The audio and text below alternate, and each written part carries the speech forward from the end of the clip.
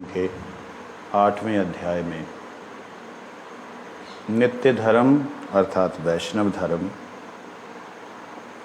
और वैष्णवों का व्यवहार कैसा होना चाहिए, इस विषय में जो वार्तालाप हुआ वह वार्तालाप हमें बता रहे हैं। यहाँ हमने कल तक श्रवण किया था कि वैष्णव कौन है जो विष्णु मंत्र से दीक्षित है, फिर भी विष्णु मंत्र से दीक्षित होने पर अगर वो शुद्ध भक्त के द्वारा दीक्षित है तब उसका अलग एक भाव रहता है।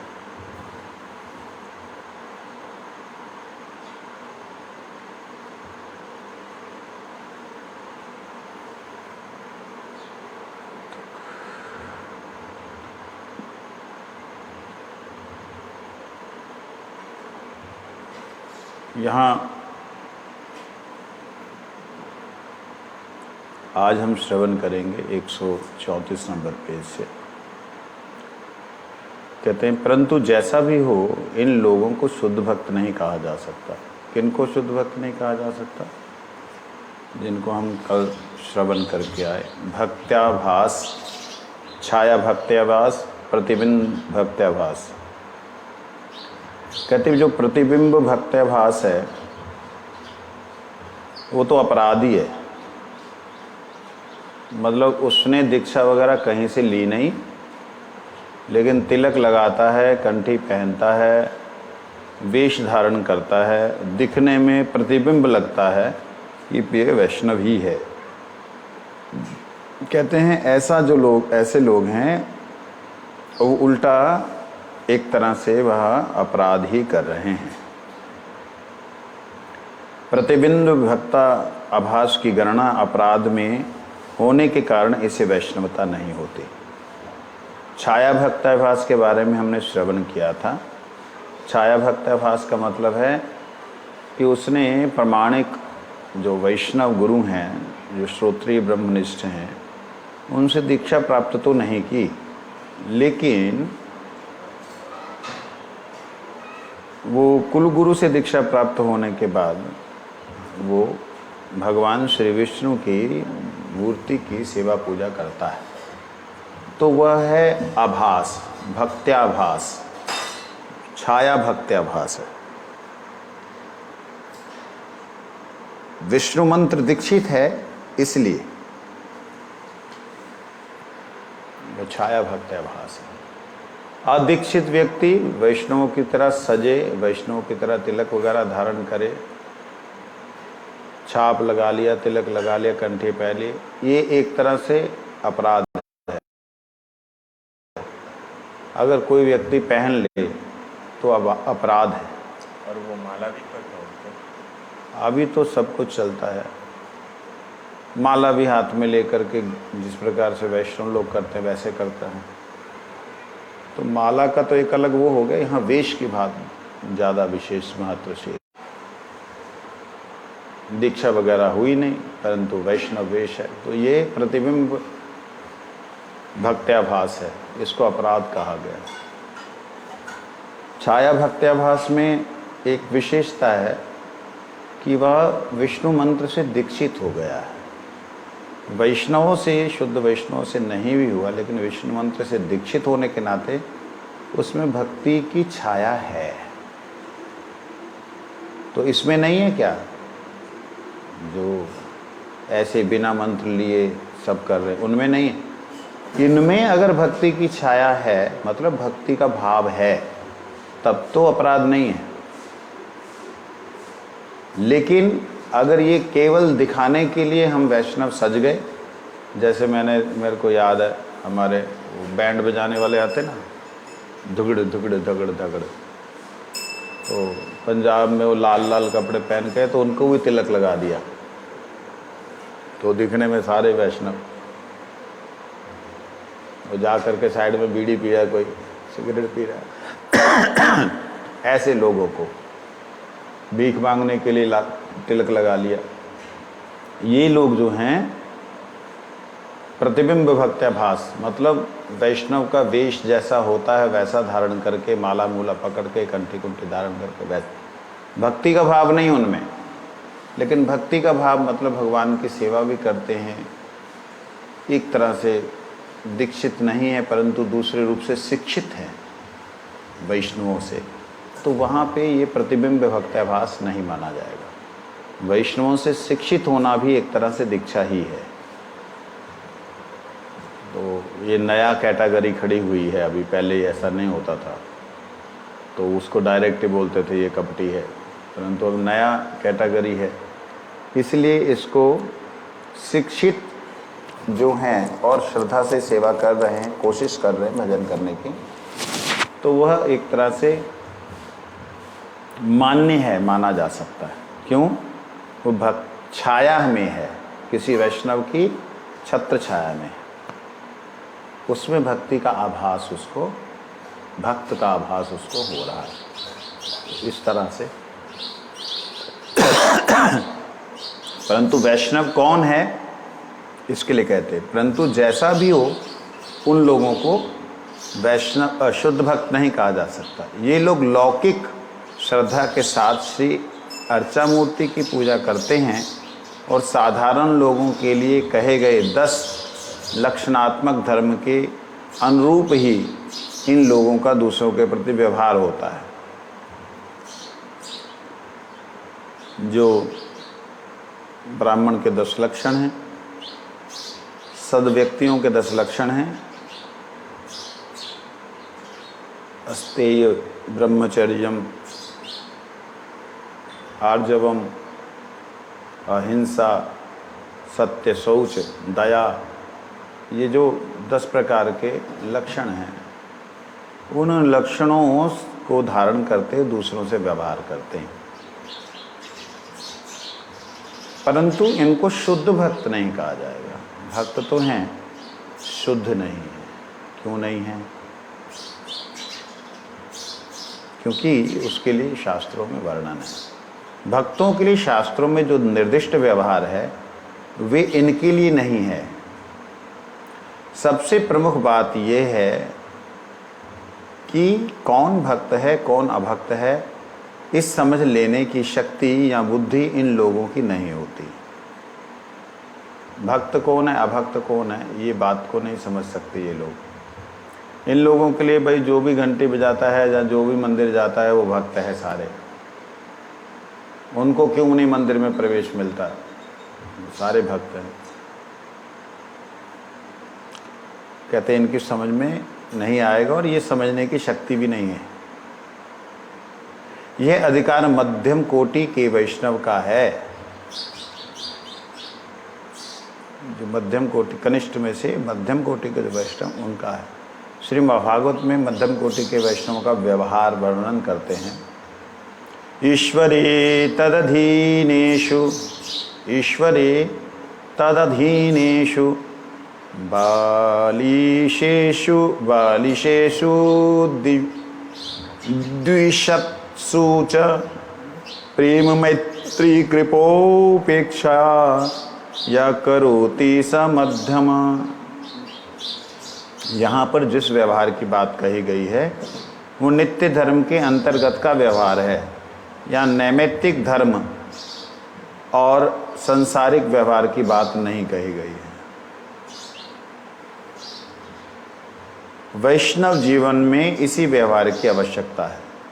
वैष्णवों को इस प्रकार का व्यवहार करना चाहिए। यदि अन्य व्यवहार इस नित्य धर्मगत व्यवहार के विरोधी ना हो तो आवश्यकता अनुसार उनको भी लिया जा सकता है। मुख्य रूप से जो वैष्णव होंगे, शुद्ध भक्ति में लगे होंगे, या शुद्ध भक्त होंगे, या शुद्ध भक्त बनना चाहते होंगे, उनको ये व्यवहार उनके अंदर होना चाहिए। क्या है? 4 प्रकार के हैं। वैष्णव व्यवहार के 4 प्रकार के पात्र हैं। वो किन से व्यवहार करते हैं? ईश्वर से, ईश्वर के अधीन भक्त से, बालिश अर्थात अतत्वज्ञ विषयी, बाल बुद्धि वाला विषयी है बेचारा, बालिश, ज्ञान नहीं है, उनसे व्यवहार, और द्वेषी अर्थात भक्ति का विरोधी, विरोध करने वाले, इन चारों पात्रों के प्रति क्रमशः प्रेम, मैत्री, कृपा, उपेक्षा करना ही वैष्णव व्यवहार है। वैष्णवों के लिए चार प्रकार के लोग हैं, तत्व हैं, व्यक्ति हैं, जिनके साथ वो व्यवहार करते हैं। पहले तो भगवान, दूसरे भगवान के जो भक्त हैं, तीसरे अल्पज्ञ जीव हैं, चौथे पूरी तरह द्वेषी हैं, नास्तिक हैं, भक्ति का विरोध करने वाले। कहते हैं ईश्वर से प्रेम करेगा, भक्तों से मैत्री करेगा, जो अल्पज्ञ हैं, जो नहीं जानते हैं, उन पे कृपा करेगा, और जो भक्ति का विरोध करते हैं उनसे उपेक्षा करना ही वैष्णव व्यवहार है। अर्थात ईश्वर जो द्वेषी हैं उनके प्रति उपेक्षा का व्यवहार है। द्वेषियों से तर्क वितर्क कुतर्क करते हुए अपनी बुद्धि को भ्रमाने की जरूरत नहीं है। सिंपल है, कोई जरूरत नहीं। यहाँ पे अब एक एक विषय को खोल रहे हैं। ईश्वर के प्रति प्रेम का क्या मतलब है? बोल दिया ईश्वर के प्रति, कृष्ण के प्रति प्रेम है, भक्तों के प्रति उसका जो है मैत्री है, आदर है, और दया है, उपेक्षा है। ये चार प्रकार के जो लक्षण हैं वो किस प्रकार से होने चाहिए उसको और विशेष रूप से खोल रहे हैं। नंबर एक, ईश्वर के प्रति प्रेम अर्थात सर्वेश्वर श्री कृष्ण के प्रति प्रेम। प्रेम शब्द का अर्थ शुद्ध भक्ति से है। भक्ति रसामृत सिंधु में शुद्ध भक्ति का लक्षण इस प्रकार कहा, शुद्ध भक्ति ही प्रेम है। जिस भक्ति में कुछ भी मिलावट नहीं है वही प्रेम है। भक्ति मतलब सेवा, जिस सेवा में कोई भी चीज की मिलावट नहीं वही प्रेम है। क्या कहते हैं? अन्य अभिलाषिता शून्यम ज्ञान कर्माद्यान अणावृतम आनुकूल्येन कृष्ण अनुशीलनम भक्तिरुत्तमा। अर्थात श्री कृष्ण की सेवा के अतिरिक्त अन्य अन्य कामनाओं से रहित होकर तथा ज्ञान और कर्म आदि के प्रति स्वाधीन चेष्टाओं का परित्याग कर समस्त इंद्रियों द्वारा जो श्री कृष्ण का अनुशीलन किया जाता है, कृष्ण की सेवा की जाती है, उसे उत्तमा भक्ति कहते हैं।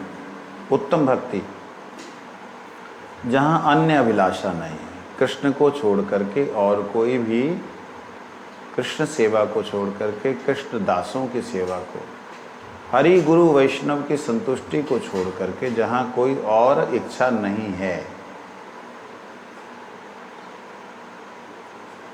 यहाँ तक कि ज्ञान और कर्म उनके प्रति भी उदासीन है, मगर कृष्ण अनुशीलन कर रहा है, वह व्यक्ति ही उत्तम भक्ति कर रहा है। कहते यह उत्तम भक्ति जो है वो मध्यम कोटि के वैष्णवों का साधन है। जो कनिष्ठ हैं वो भी इसकी तरफ ध्यान देंगे, लेकिन मध्यम कोटि के जो भक्त हैं उनका ये वो है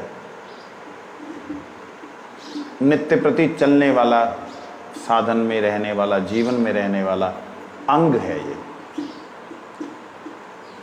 भाव और प्रेम दशा तक पाई जाती। कहते ये जो उत्तमा भक्ति है, कौन सी? अन्य अभिलाषता शून्य वाली। वह उत्तमा भक्ति मध्यम कोटि के वैष्णव जो हैं उनके लिए साधन, भाव और प्रेम दशा तक उनमें मिलती है। पहले कहे गए कनिष्ठ अधिकार में केवल श्री मूर्ति की श्रद्धापूर्वक पूजा करने का लक्षण पाया जाता है, किंतु उत्तमा भक्ति का उनमें कोई भी लक्षण नहीं पाया जाता।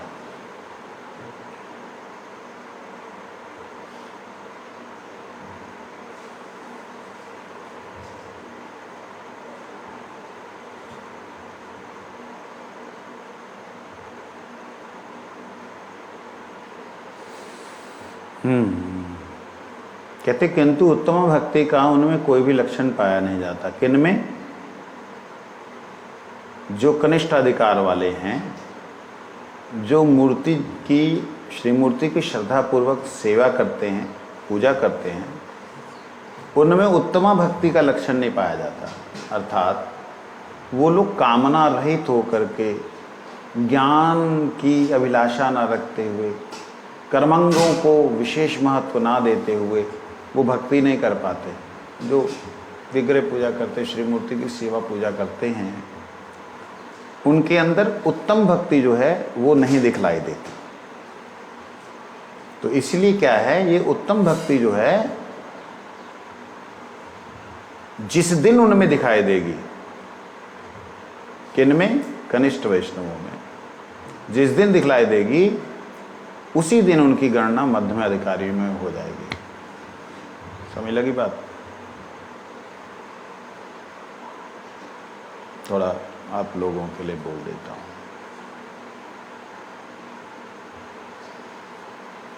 कनिष्ठ, मध्यम, उत्तम, 3 प्रकार के वैष्णवों की चर्चा हो रही है।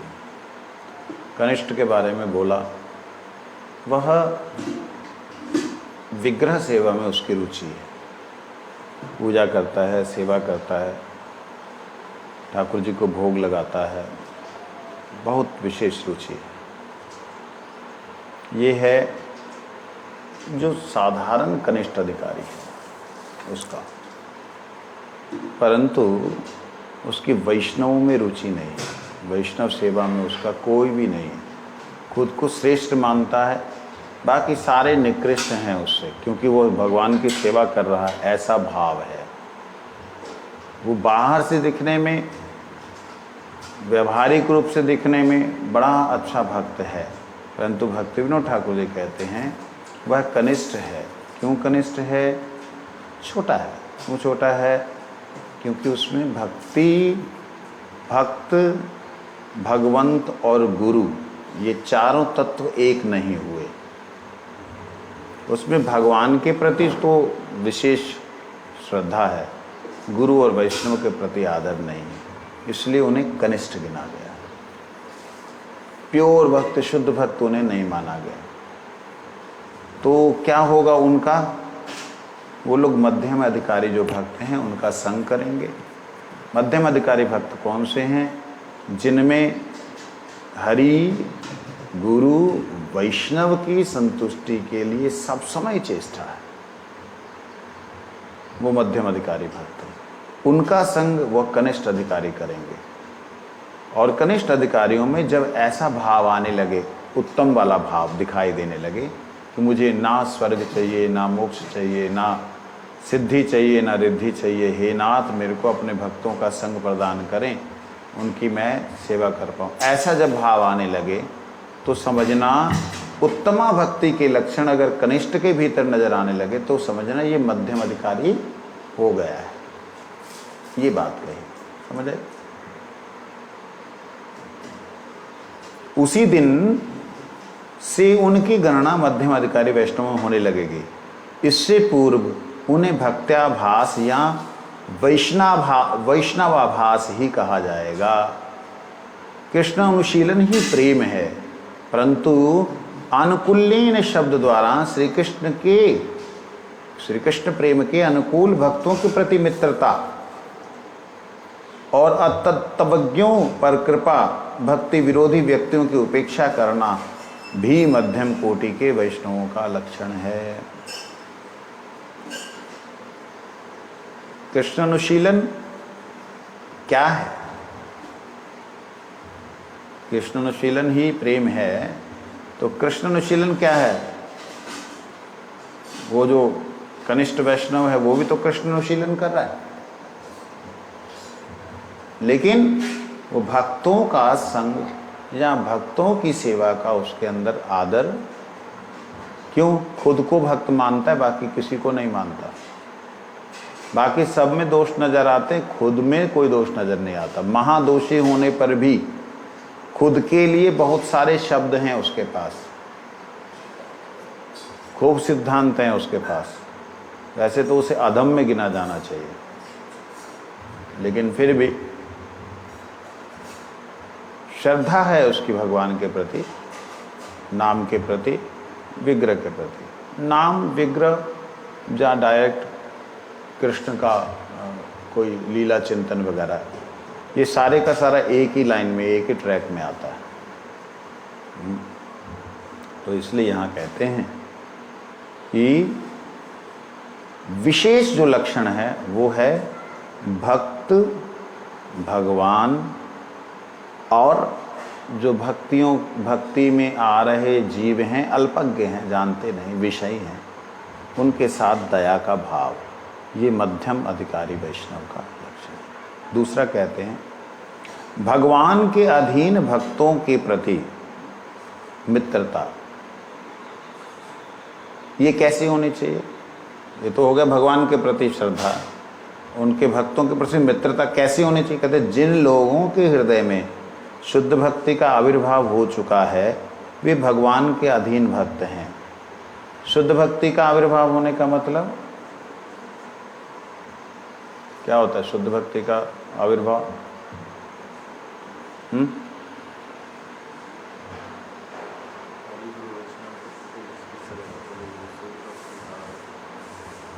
हरि गुरु वैष्णव की सेवा और अपराध रहित हरि नाम, यही शुद्ध भक्ति है।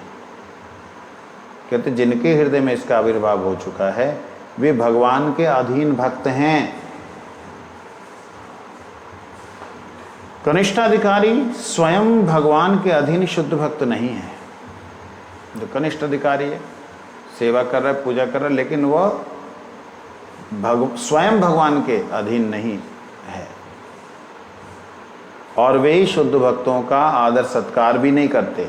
जो कनिष्ठ होते हैं, वो भक्त लोग भी आ जाएं, शुद्ध भक्त आ जाएं। जैसे मैंने देखा एक जगह गुरुजी गए तो पुजारी अंदर का आया तो गुरुजी को वो माला डालेगा, तो हमने बताया कि आज चाह रहे हैं ये वो, तो माला ऐसे ली, उसने ऐसे करके फेंक दी, उसे मालूम नहीं, मतलब गले में डाली। तो उसके अंदर क्या विचार है कि अगर मैंने छूऊंगा तो अपवित्र हो जाऊंगा, भगवान की सेवा नहीं कर सकता। लेकिन जिन्हें छूने से पवित्र होगा उनके प्रति ऐसा भाव सही होगा, सही है ना? बिल्कुल गलत। देखने से मालूम पड़ रहा है कि कितने भाव में विभोर होकर कीर्तन करते हुए आ रहे हैं, उनके प्रति ऐसा छुआछूत का भाव और भगवान को सेवा कर रहा है। काहे की सेवा भगवान की? ये सब कनिष्ठ अधिकारी हैं। अच्छा, हम जिन्हें शुद्ध भक्त समझते हैं,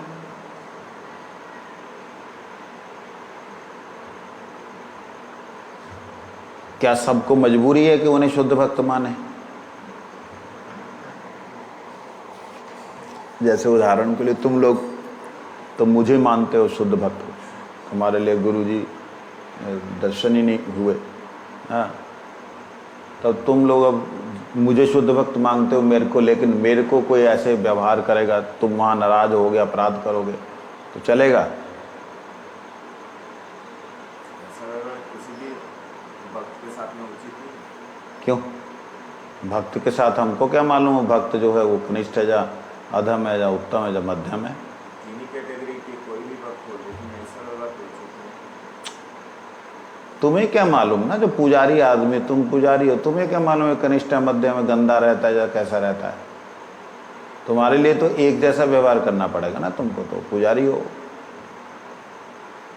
जो पुजारी व्यक्ति है वो तो किसी को छुएगा नहीं।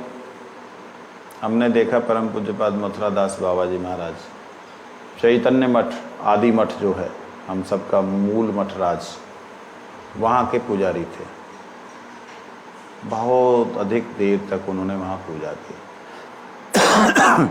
उसके बाद मठ बना, मठ में बहुत सालों तक उन्होंने सेवा पूजा की। अभी एक साल, मेरा ख्याल दूसरा साल है ये, उन्होंने शरीर त्याग किया। और उसके कुछ साल पहले तक उनको देखा, हम सब जब भी प्रसाद लेने जाते तो वो ऊपर से छोड़ते थे, ले लो, ऐसे नहीं करते थे, जस्ट ऊपर से छोड़ते थे। लेकिन जब गुरुजी जाते वगैरह जाते तो बड़े प्यार से, बड़े आदर से, कोई श्रेष्ठ वैष्णव जाता तो बड़े आदर से उनको दोने में लेकर के बड़े प्यार से उनको देते, उनके माला अर्पण करना, ये सब। हम लोगों को माला ऐसे करके छोड़ देते। उनका क्या ये व्यवहार सही था?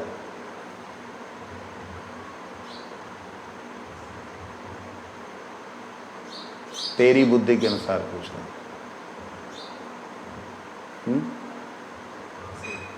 सही।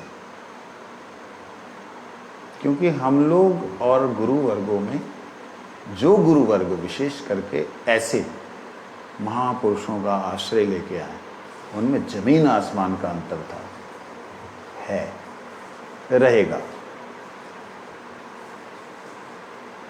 तो उनका व्यवहार हमने दर्शन किया।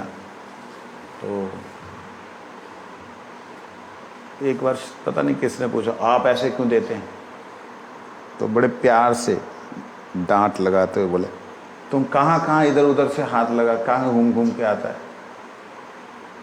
तुमको छूंगा भगवान जी की सेवा कैसे करूँ? बड़े बड़े प्यार से बोलते थे वो, डांटते नहीं थे। डांटते भी थे, गुस्सा भी अगर उन्होंने तो सिर नीचे करके गुस्सा होते थे। मथुरा प्रसाद प्रभु। तो उनसे सीखे हुए कुछ पुजारी, हमारे पुजारी जी ने भी उन्हीं से सीखा है। जो तो उनकी भावना को समझ गए, वो तो मतलब प्रॉपर उन्हीं के तरीके से चलते हैं। ले जो उनकी भावना को नहीं समझे, केवल एक ही व्यवहार देखा और उसी को वो समझे, वो कभी कभी श्रेष्ठ वैष्णवों का भी अनादर कर देते। श्रेष्ठ मतलब जिनको देख के लगता है कि भाई ये सब समय हरिनाम में ही लगे रहते हैं, कथा कीर्तन में ही रहते हैं, इनका और कोई है ही नहीं, उनके प्रति भी उनका व्यवहार ऐसा देखा गया। हमारे मठ में देखा गया। हमारा एक गुरु भाई था, वो पूजा करता था, तो कोई भी है, बड़े महाराज जी आए एक हमारे, तो उनको उसने ऐसे करके दिया, ऐसे करके माला डाले। वो कहते ए क्या कर रहा है? तो पुजारी है ऊपर खड़ा है, माला वहां से डाल रहा है ऐसे करके।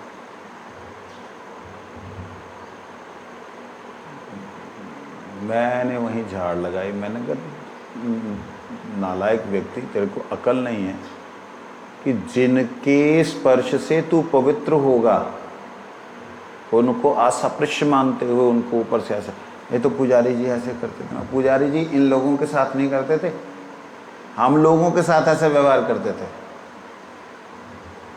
हम लोग जो बच्चे कुच्चे छोटे छोटे थे, सब इधर उधर दौड़ दौड़ के ना कहाँ कहाँ खेल खाल के, इधर खैर हमने तो ज़्यादा खेला नहीं, लेकिन इधर उधर से घूम घुमा के आ रहे हैं, कहीं भी लेट जाते, कहीं भी उठ जाते हैं, जूठे में लेट गए, आसन पे सो गए, वही कपड़े, वही बाथरूम जा रहे हैं, वही, मतलब उनके साथ ऐसा व्यवहार था, उनका वैष्णवों के साथ नहीं था। समझाने पे शायद थोड़ा समझा, लेकिन फिर भी बुद्धि में मैं पुजारी, ऐसा दुर्भाव था। ये पुजारी बनने के बाद में विशेष करके इस्कॉन में लोग भगवान बन जाते हैं। उनसे दीक्षित शिक्षित जो लोग होते हैं उनको भी ऐसे लगता है पूजा से हटाया मतलब मेरा सर्वनाश हो गया।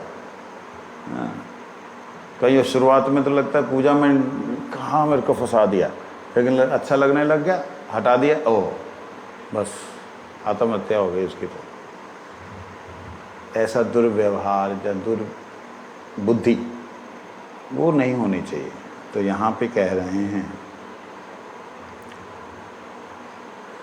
कनिष्ठ अधिकारी स्वयं भगवान के अधीन शुद्ध भक्त नहीं है। जो कनिष्ठ अधिकारी है वो स्वयं भगवान के अधीन शुद्ध भक्त नहीं है। जो स्वयं भगवान श्री कृष्ण हैं उनके डायरेक्ट अधीन नहीं है वो, और वे शुद्ध भक्तों का आदर सत्कार भी नहीं करते।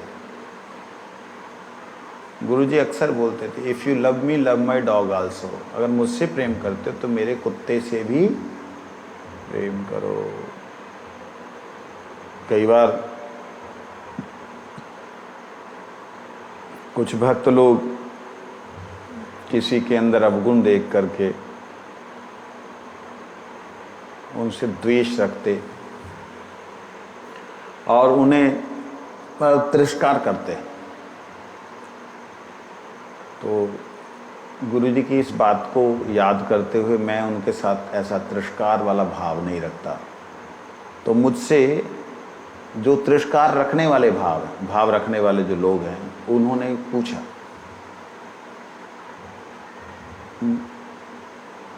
आप उनके साथ ऐसा व्यवहार क्यों करते हो? आप उनके साथ आदर भाव क्यों रखते हो? मैंने कहा गुरुजी की बात को, गुरुजी ने तो कभी बोला नहीं ऐसा। गुरुजी ने बोला, कई बार बोला, आपने भी सुना। क्या बोला? If you love me love my dog also, मुझसे प्रेम करते तो मेरे कुत्ते से भी प्रेम करो।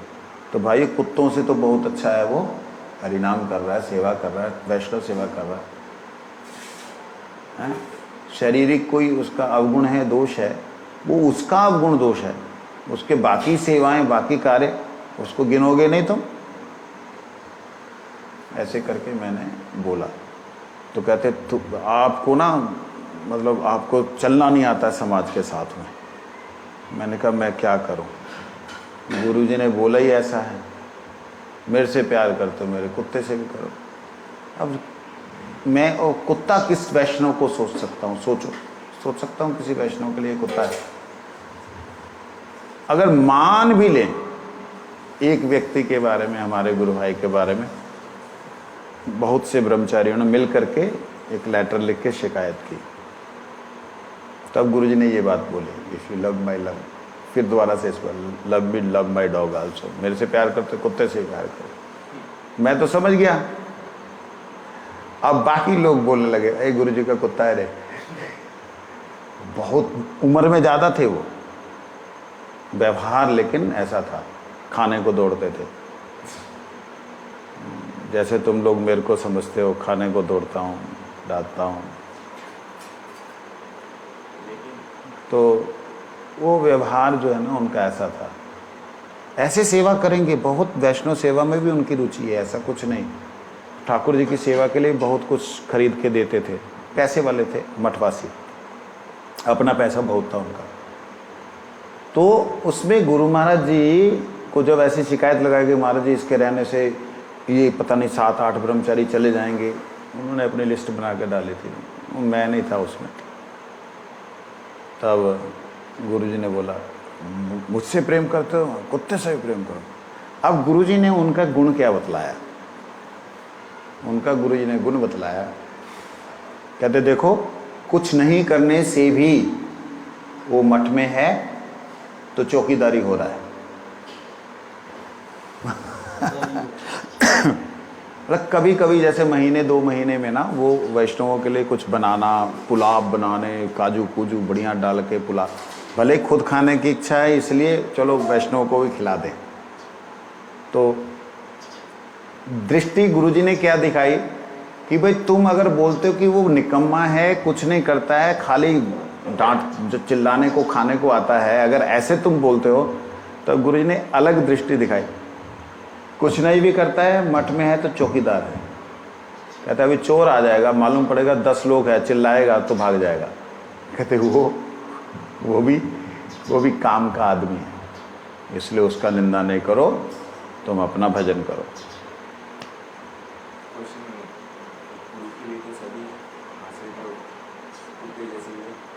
ऐसे कैसे? कभी वैष्णव किसी को कुत्ता समझेगा? बोल। अपने आप को जो मर्जी समझता रहे, अपने आप को, चले वो सुदामा जयदेव प्रभु ने बोला, जो मर्जी समझो, लेकिन क्या तुम किसी वैष्णव को कुत्ता समझोगे? गुरुजी ने बोल दिया तो मतलब वो समझोगे? भाव मत सिखा, जो बात हो रही वो बात। हम तो नहीं समझ सकते ना किसी को। तो ये भाव मतलब कि अगर निकृष्ट से निकृष्ट व्यक्ति भी है, गुरु जी के चरणों का आश्रय लिया हुआ, उसको भी हमने आदर करना है, ये है इसका भाव। गुरुदेव से प्रेम है, गुरुदेव की पादुका से प्रेम नहीं, तो मारा उधर कचरे में से होके ठोकर मार दी, क्या उचित है? पादुका तो व्यक्ति नहीं है। तो जो व्यक्ति हैं गुरु जी के साथ में संबंधित, उनसे मेरा व्यवहार कैसा होना चाहिए, ये बात हमें विचार करनी चाहिए। हमारा दुर्भाग्य सबसे बड़ा ये है कि हम दूसरे पे ये देखना चाहते हैं गुण, ये गुण दूसरे में देखना चाहते हैं। उसका तो ऐसा नहीं है महाराज जी, मैं क्या करूं। हम दूसरे में ये थोपना चाहते हैं कि ये जो गुण है ये दूसरे में क्यों नहीं है, अगर उसमें नहीं तो मैं क्या करूंगा। ये हमारा सबसे बड़ा दुर्भाग्य है। दुर्भाग्य बोले जो बेवकूफ़ी बोले, कुछ भी बोले। प्रेम से आपके गुरुजन वैष्णव लोग कुछ गाली दे देते हैं, बोल देते हैं, जैसे माँ बोल देती है तो कुत्ते की तरह चाहे सारा दिन घूमता रहता है। माँ कुत्ता नहीं बोल रही है, वो प्यार से गाली दे रही, लेकिन वो प्यार की गाली भी अगर तुम्हें खराब लगे तो फिर तो भजन हो गया, फिर नहीं हो सकता भजन। तो इसलिए यहाँ कहते हैं कि वो शुद्ध भक्तों का आदर सत्कार भी नहीं करते। कौन कौन नहीं करते? कौन से वैष्णव? 3 प्रकार के। कौन से वैष्णव शुद्ध भक्तों का आदर सत्कार नहीं करते? कनिष्ठ। वेरी गुड, बहुत अच्छा। यहाँ तक कि वो भगवान के, स्वयं भगवान के अधीन शुद्ध भक्त भी नहीं है, सेवा कर रहे हैं संबंध रहित होके, बिना संबंध के सेवा कर रहे हैं। जैसे नियम से बिल्कुल जगाना, शंख बजा करके खोलना, 4 बजे मंदिर खुलना तो खुलना ही है, भले ही भगवान का भोग लगा नहीं लगा,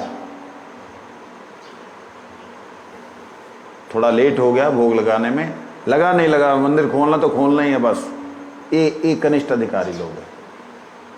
ये विशेष करके मैंने बड़े बड़े जो मंदिर होते हैं ना, जहाँ ऐश्वर्य ज़्यादा होता है, वहाँ के पुजारियों में ऐसा विचारों के अंदर दिखने में आ जाता है। उनमें बहुत कम लोगों को देखा कि वो किसी श्रेष्ठ वैष्णव के प्रति आदर युक्त हों। पैसे वाले आएंगे, उनको तो बढ़िया माला डाल देंगे। वैष्णव शुद्ध भक्त आए हैं, पता लग रहा है, दिखने में भी लग रहा है, सब कुछ लग रहा है, और प्रसाद दे देंगे। उनके लिए कोई आदर, कोई सत्कार नहीं। तो इस प्रकार के लोग जो हैं कनिष्ठ हैं। मैं तो कनिष्ठ भी नहीं कहूँ। कहते इसलिए मध्यम और उत्तम भक्त ही मैत्री के पात्र हैं। अगर मित्रता करनी है हमने तो कनिष्ठ के संग में नहीं करनी। जिसकी वैष्णव के प्रति रुचि नहीं है, गुरु के प्रति आदर नहीं है, या गुरु जी के संबंध से संबंधित जो भी लोग हैं उनके प्रति आदर नहीं है, उनका संग नहीं करना। संग मतलब उनके अनुसार नहीं चलना।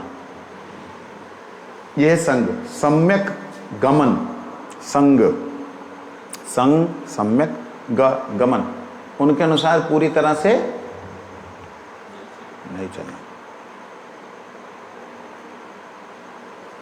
मैत्री करनी है तो हमें मध्यम श्रेणी के भक्त और उत्तम, मध्यम श्रेणी के भक्त और उत्तम। उत्तम श्रेणी के भक्त कौन होते हैं, इसके विषय में थोड़ा आगे बतला रहे हैं।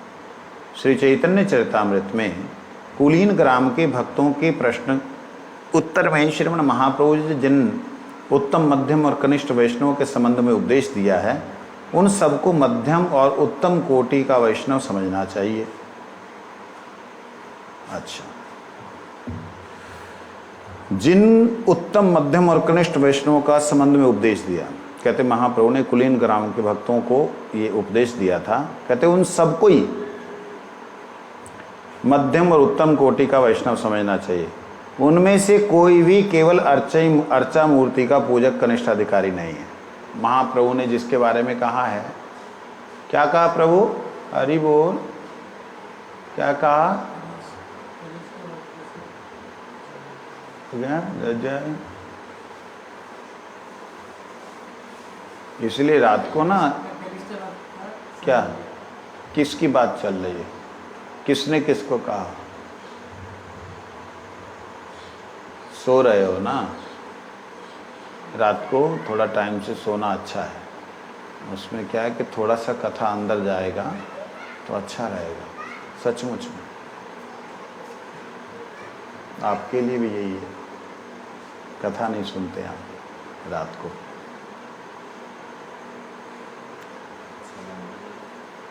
हाँ, बहुत काम रहता है। दुनिया समझती है, तुम्हारी नहीं आती, इसका मतलब श्रद्धा नहीं है। श्रद्धा के साथ श्रवण करोगे तो एक एक अक्षर समझ आएगा। वही तो,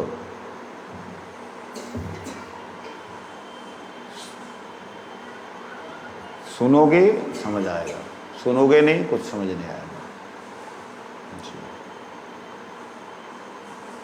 मैं दूसरे के लिए तो बोल सकता हूँ कि कथा में बैठो, दूसरे जो कोई वैष्णव करते हैं, अपने लिए नहीं बोल सकता। बैठना ही पड़ेगा।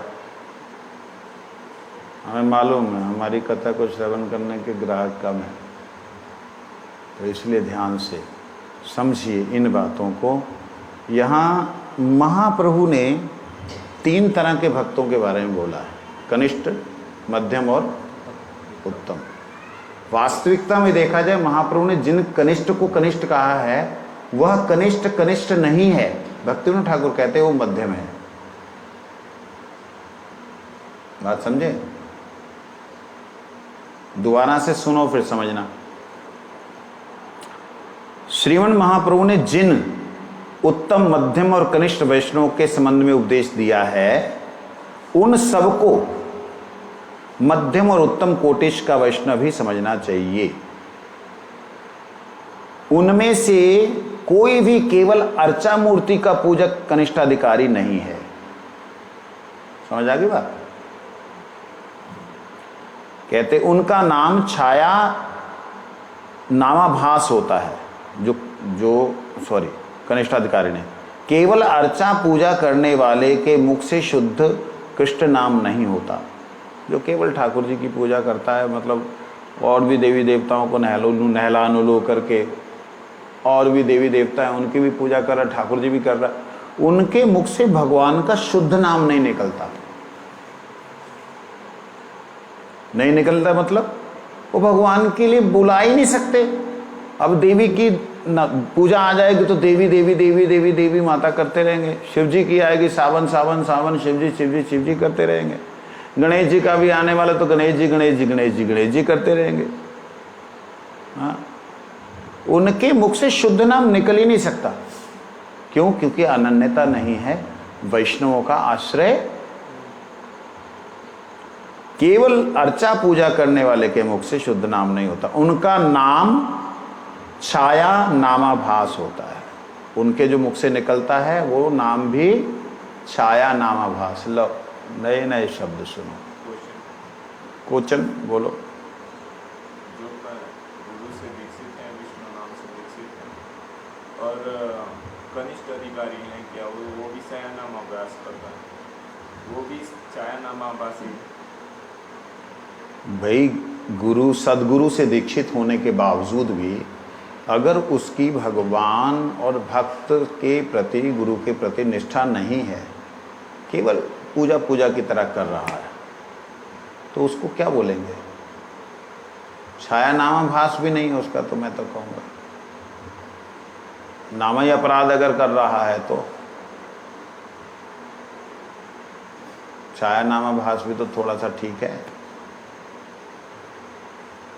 गुरु पदाश्रय किया हुआ सदगुरु का आश्रय है, वैष्णवों की निंदा करता है, अपने को श्रेष्ठ समझता है, ऐसा व्यक्ति नाम करता थोड़ी है। उसका नामाभास होगा, क्या होगा? नामापराध। तो शुद्ध भक्तों का आश्रय लेने मात्र से नहीं होगा, जो लक्षण है वो लक्षण तो आने ही पड़ेंगे। ठीक है। मध्यम अधिकारी ग्रस्त वैष्णव को महाप्रभु जी ने 3 प्रकार के वैष्णवों की सेवा की आज्ञा दी है। जो मध्यम अधिकारी वैष्णव हैं उनके लिए महाप्रभु जी ने 3 प्रकार के वैष्णवों की सेवा करने की आज्ञा दी, जिनके मुख से एक बार कृष्ण नाम सुनाई देता है, जिनके मुख से निरंतर कृष्ण नाम सुनाई देता है और जिनको देखकर कृष्ण नाम उदित हो जाए, इन तीनों प्रकार के वैष्णवों की सेवा करनी चाहिए। क्या समझे?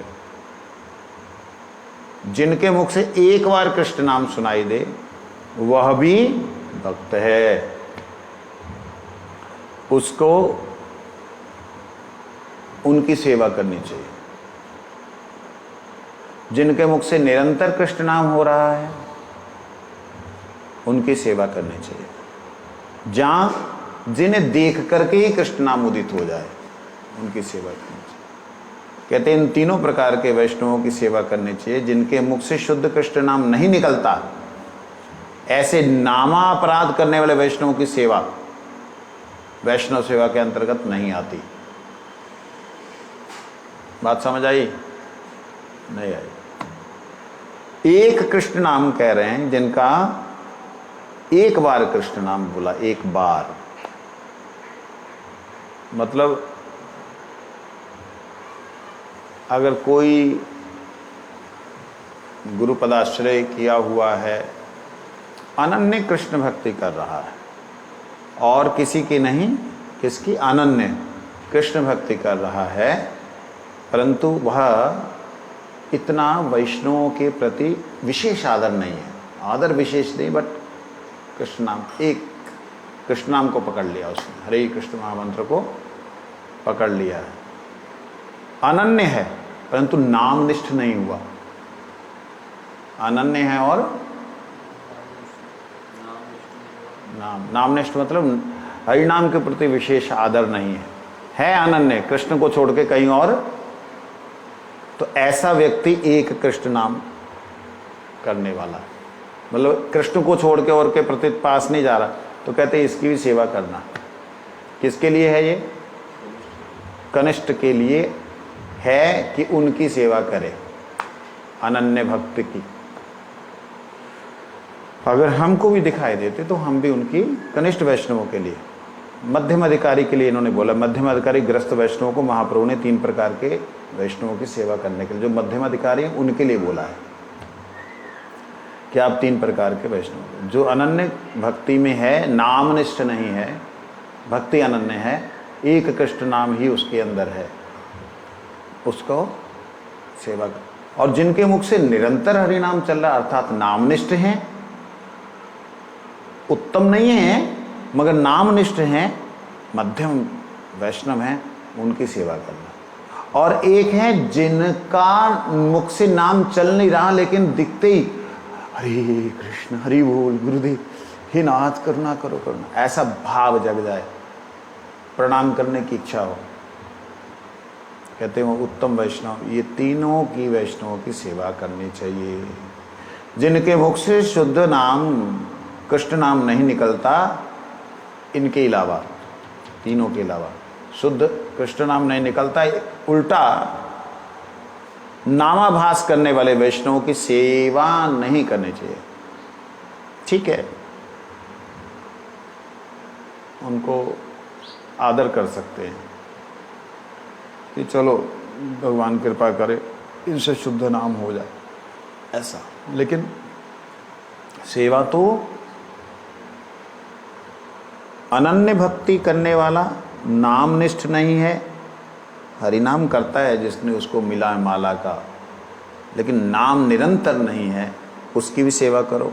जो निरंतर है, अनन्य है, वैष्णव सेवा में रुचि है, सेवा करते हुए भी भगवान का नाम चल रहा है, इसको, इनकी भी सेवा करो।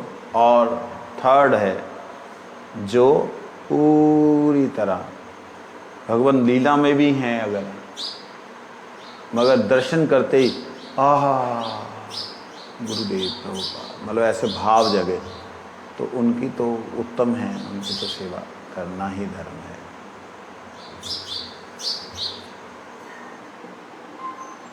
लेकिन वापस तो उन्होंने कहा कि जो नामाभासी हैं उनकी सेवा नहीं करनी। वही तो बोला मैंने, कहाँ सुन नहीं रहे, सो रहे। दो व्यू दिए ना, एक तो जो एक नाम निष्ठ है, एक जो निरंतर नाम करता है, और एक जो जिसको देखकर ही नाम उदित होता है। ये 3 कैटेगरी इधर बताए। और फिर बताया कि जो जिनके नामाभास है, जिनका नाम करते हुए नामाभासी है, उनकी सेवा नहीं करनी चाहिए। तो क्या नामाभासी जो ये पहले बताए 3, ये क्या शुद्ध वैष्णव हो गए? शुद्ध वैष्णव नामाभासी ऐसा बात नहीं है।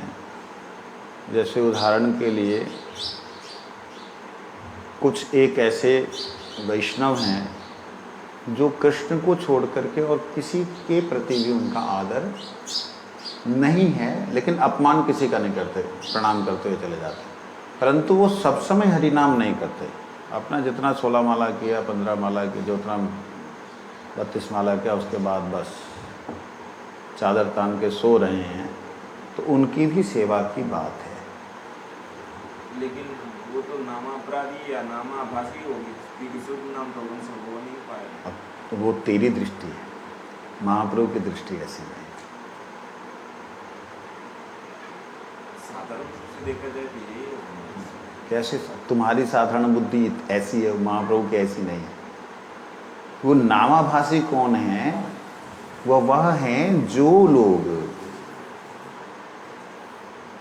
शुद्ध नाम नहीं कर रहे हैं, जो लोग अर्चा विग्रह की सेवा कर रहे हैं, शुद्ध नाम में नहीं है उनका, अर्चा विग्रह की सेवा कर रहे हैं, वैष्णवों के प्रति भी आदर है, निरंतर हरि नाम भी नहीं हो रहा, तो उसको भक्त कहा जाएगा। उसको नामाभासी या नामापराधी नहीं कहा जाएगा। समझ आया? विचार करना करो। हरिहराय नमः कृष्ण यादवाय